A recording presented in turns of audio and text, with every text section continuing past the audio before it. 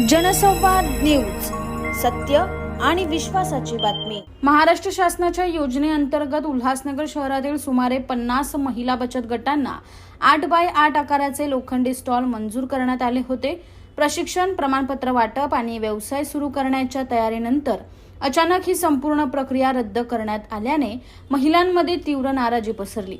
नाराज महिलांनी सोमवारी उल्हासनगर महानगरपालिकेत धाव घेत आयुक्त मनीषा आव्हाळे यांची भेट घेऊन स्पष्टीकरण मागितलं। मात्र समाधानकारक उत्तर न मिळाल्याने महिलांनी आंदोलनाचा पवित्रा घेतला। महिलांचा आरोप आहे की भाजप आमदार कुमार आयलानी यांच्या समर्थकांना स्टॉल न मिळाल्याने आमदारांनी शासनाकडे प्रक्रिया रद्द करण्यासाठी पत्र पाठवले। परिणामी 8 महिन्यांपूर्वी मंजूर झालेले स्टॉल अचानक रद्द करण्यात आले। महिलांच्या या संतापानंतर आज आमदार कुमार आयलानी यांच्या कार्यालयात स्टॉल मंजूर झालेल्या महिलांसोबत बैठक घेण्यात आली। चर्चेदरम्यान आमदारांनी महिलांचा गैरसमज दूर करत समस्या सोडवण्यासाठी स्वतः महापालिका आयुक्तांशी चर्चा करण्याचे आश्वासन दिले। त्यानंतर महिलांना महापालिकेत थांबण्यास सांगण्यात आले, परंतु सुरक्षा रक्षकांनी गेट बंद करून महिलांना आत येऊ दिले नाही। त्यामुळे संतप्त महिलांनी महापालिका गेट समोरच ठिय्या आंदोलन छेडत आयुक्त आणि आमदार यांच्या विरोधात घोषणाबाजी केली। थोड्याच वेळात आमदार आयलानी महापालिकेत दाखल झाले आणि आयुक्त मनीषा आव्हाळे यांच्याशी चर्चा करून उपाय शोधण्याचा प्रयत्न केला।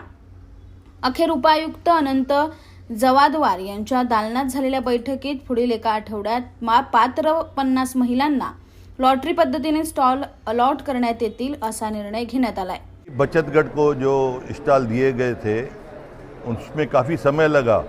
अप्रैल से अलॉटमेंट हुआ था इनका और इनको आज ऐसा लगा कि शायद नहीं मिलेगा या कैंसिल होगा या वापस से लॉटरी निकाली जाएगी। वो गलतफहमी आज दूर हो गई। आज बचत गट की महिलाएं मेरे पास भी ऑफिस में शिवाजी रगड़े के साथ में आई थी।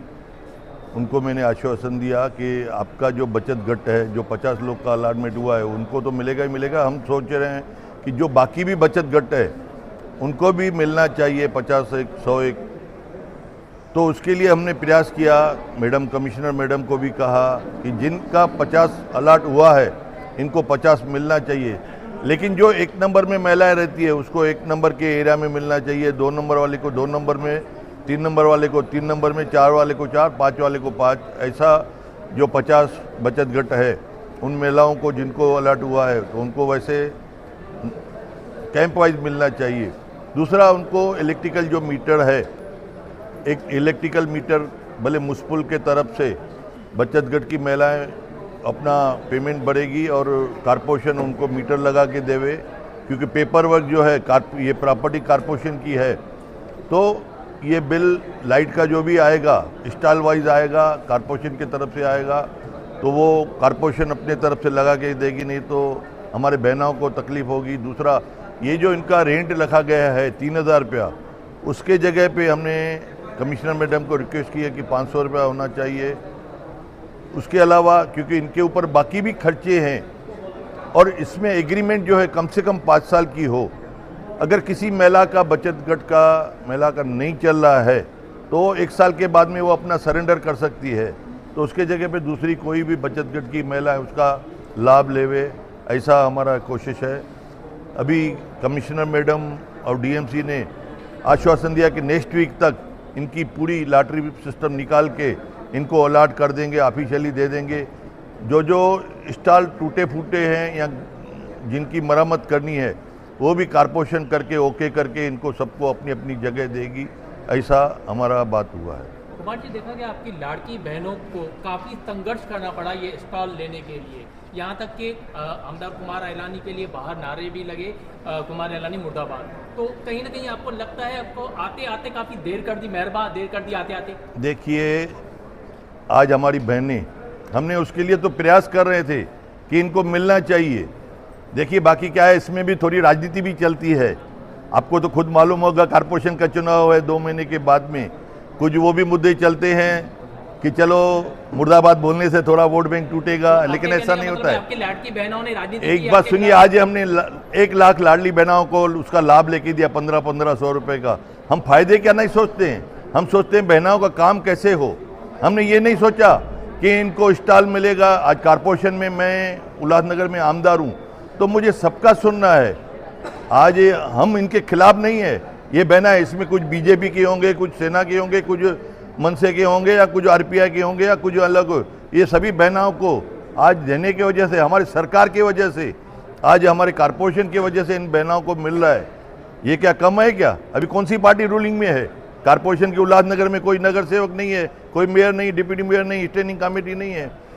आज हम प्रयास कर रहे हैं कि इन महिलाओं को मिले, लेकिन आज हाँ, ये मैं एग्री कर रहा हूँ, आज ये डिले हुआ है क्योंकि कमिश्नर मैडम, इसके पहले दूसरे कमिश्नर, फिर कमिश्नर मैडम दूसरी आई, डीएमसी का स्टाफ जो है कारपोरेशन का, उन्होंने इस काम में देरी लगाई है। मैं उसके लिए क्षमा चाहता हूँ, लेकिन हमारा यही प्रयास है कि महिलाओं को इनको स्टॉल मिलना चाहिए। रघुनाथ जी, आपको देखा गया, आपने काफ़ी संघर्ष किया महिलाओं को, बहनों को उनका हक दिलाने के लिए, तो क्या यहाँ तक भी देखा गया कि पौना घंटा महिलाओं को, माताओं को, बहनों को धूप में बैठकर बाहर संघर्ष करना पड़ा। आप कहाँ तक, आपको लगता है ये उचित है, या राजनीति का भी जिक्र निकला, तो आपको लगता है कुमार जो आपके ऊपर आरोप लगा रहे हैं राजनीति हुई, तो कहीं ना कहीं आपको लगता है कि राजनीति हुई? देखिए, अगर राजनीति करनी होती तो जब फ्राइडे से जो इशू चल रहा है, मीडिया ने पूछा कि किसका पत्र गया है, लेकिन हमने वहाँ पर किसी का नाम नहीं लिया, क्योंकि हमने कहा कि इसमें हम राजनीति नहीं करना चाहते। हम उम्मीद कर रहे थे कि हमारे शहर के आमदार, इनके पर जब ये मैसेज जाएगा, ये खबर जाएगी, 2 दिन में कुछ ना कुछ वो इन्वॉल्वमेंट उनकी देकर इस मसले को हल करने की कोशिश करेंगे, लेकिन वो मसला हल नहीं हुआ। महिलाएं काफ़ी नाराज़ हुई। कल फिर हम आयुक्त मैडम से आके मिले, आयुक्त मैडम का रवैया भी टोल मटोल था, सकारात्मक नहीं था। उसके बाद महिलाओं ने जिक्र किया कि आमदार साहब ने 7 या 8 तारीख को कोई पत्र दिया है, तो क्यों ना हम, हमारे भाई है, हमारे शहर के प्रतिनिधि आमदार है, तो हम ये पूरा मोर्चा अब आमदार सर के पास लेके जाएंगे। जब आज सारी महिलाएं आमदार सर के पास गई, जब उन्होंने अपनी दुखिया उनको बताया, इनको समस्या उनको बताई और आक्रोशित महिला थी, आमदार साहब ने भी सकारात्मक स्वभाव को लेकर उन्होंने भी आयुक्त मैडम से बात की और कहा कि आप चलिए, हम स्वयं वहां पर आते। लेकिन वहां से यहां आने तक ऐसा क्या हो गया हमें पता नहीं कि गेट पर ही हमें रोक लिया।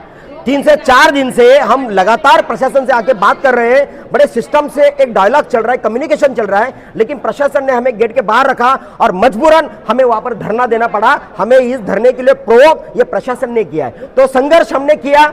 आज यहाँ पर हम लोग ऊपर आए, आमदार साहब थे, ओमी कलानी जी का भी फोन आया, खासदार साहब ने भी मैडम से बात की, आमदार साहब ने मैडम से बात की, डीएमसी ने अभी हमें एक आश्वस्त किया है कि आप थोड़ी समझने वाली बात है। कल तक वो बता रहे थे कि सिलेक्शन के लिए भी लॉटरी निकाली जाएगी, जिसका हम सख्त विरोध कर रहे थे कि 50 लोगों को अगर अपने अलॉटमेंट दिया है, उन्होंने पात्र घोषित किया है, वो लाभार्थी है, तो उसके लिए नई से अलॉटमेंट के लिए लॉटरी नहीं निकलेगी। आज प्रशासन ने मान्य किया है कि 1 हफ्ते में जो लॉटरी निकलेगी वो अलॉटमेंट के लिए लॉटरी निकलेगी, स्टॉल लोकेशन अलॉटमेंट के लिए लॉटरी निकलेगी। तो 1 हफ्ते में लॉटरी निकलेगी, सबको लोकेशन तय हो जाएंगे और आने वाले हफ्ता 15 दिन में एग्रीमेंट होकर, बाकी मरम्मत होकर, जो भी लीगल फॉर्मेलिटीज होकर उनको स्टॉल दिए जाएंगे। अगर ये स्टॉल उनको ये 15, हम तो 1 हफ्ते की बात कर रहे हैं, हम इन्हें पूरा महीना दे देते, एग्रीमेंट के लिए टाइम लग सकता है, बाकी मरम्मतें वगैरह वगैरह वगैरह। लेकिन अगर इस महीने में भी अगर ये चीज नहीं हुआ तो फिर इसको बहुत बड़ा तीव्र आंदोलन प्रशासन के खिलाफ किया जाएगा। आमदार के कार्यालय में आपकी बैठक हुई, चर्चा हुई, यहाँ पर आने के बाद में मुर्दाबाद के नारे क्यों लगाए गए? क्योंकि हम यहाँ पर आने के बाद हमें अंदर आने से रोका गया।